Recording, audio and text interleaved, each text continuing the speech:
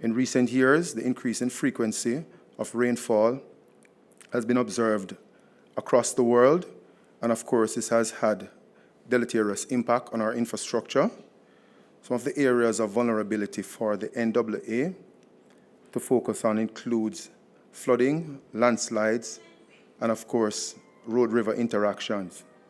15% of our main road network is actually prone to flooding. 7% of our main road network is prone to landslide, and 20% of our bridges are situated in flood-prone areas.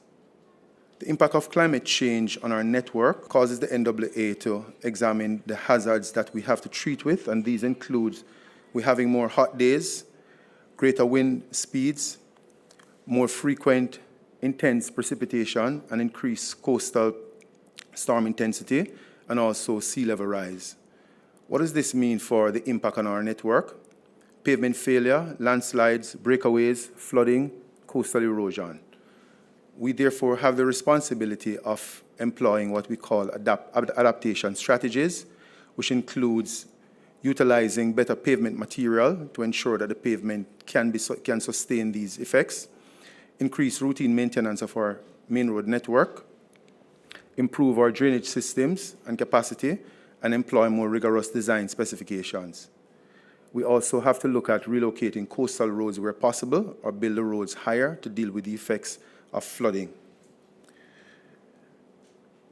During 2019 to 2020, part of our effort in preparing for this year's Atlantic hurricane season, as we know, when we speak of the year, we speak of the financial year, which just ended in March. We employed programs for mitigation works, which includes addressing critical drains, tributaries, community drains, major gullies, and river channels. We undertook works to the tune of almost $1 billion Jamaican dollars, addressing critical drains island-wide. Our objective is to build resilient infrastructure, which includes bridge construction, drainage improvement, retaining walls, and river training works. We also having just completed part of our drainage improvement by building some of the infrastructure that will in fact be considered all-weather infrastructure.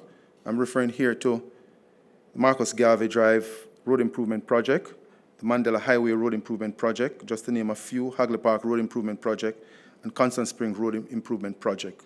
Our business plan for 2020-2021 as part of the mitigation strategy includes targeting, once again, our critical drains, tributary and community drains. Ladies and gentlemen, we carry out our drain cleaning program on a cyclical basis where we do drain cleaning in May, June. At this point in time, we are embarking on our first drain cleaning program for the financial year. The second one will be done during the summer, and the third one is usually at the end of the hurricane season, which is November, December.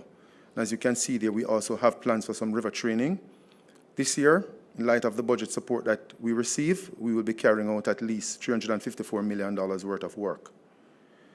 Part of our business plan as well in upgrading our infrastructure includes the Southern Coastal Highway Improvement Project, which we have started, and our responsibility is to deal with the eastern leg of it, which is between Harborview to Yallas and Yallas to Port Antonio.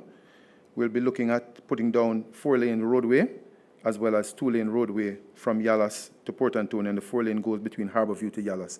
All of this is part of building a resilient infrastructure network that can withstand the effects of climate change.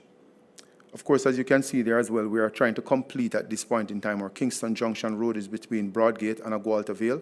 This certainly will reduce the effects of landslides and land slippage that we have to contend with through that corridor.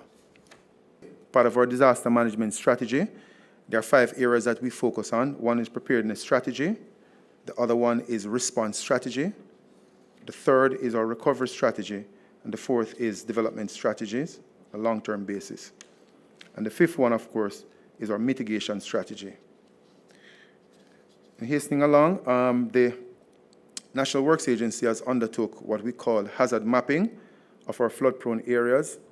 And as you may be aware, that approximately half of the population actually lives in what is deemed flood-prone areas, which are along our coastline, which is where the towns of most of our parishes are situated.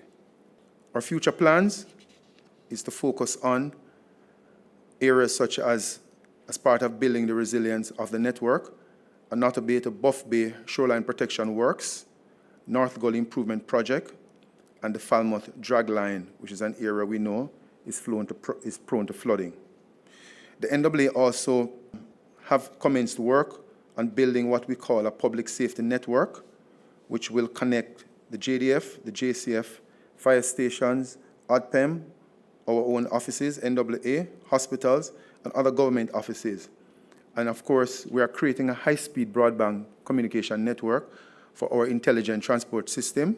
The aim is to eventually establish a public safety network linking together systems for traffic management, crime management, and emergency management as we partner with our various government agencies. In concluding, infrastructure is fundamental. Without the necessary infrastructure, economic growth cannot be realized. Our philosophy, therefore, is to ensure that the nation's road transportation infrastructure is appropriately maintained and made more resilient. Climate change requires us to take adaptive measures now and to save lives. And of course, we are continuously learning. Every year, the situation changes and we have to treat with it. Sometimes it begins in June, sometimes perhaps earlier. So our disaster management is a learning exercise for us. The National Works Agency is ready and we are prepared.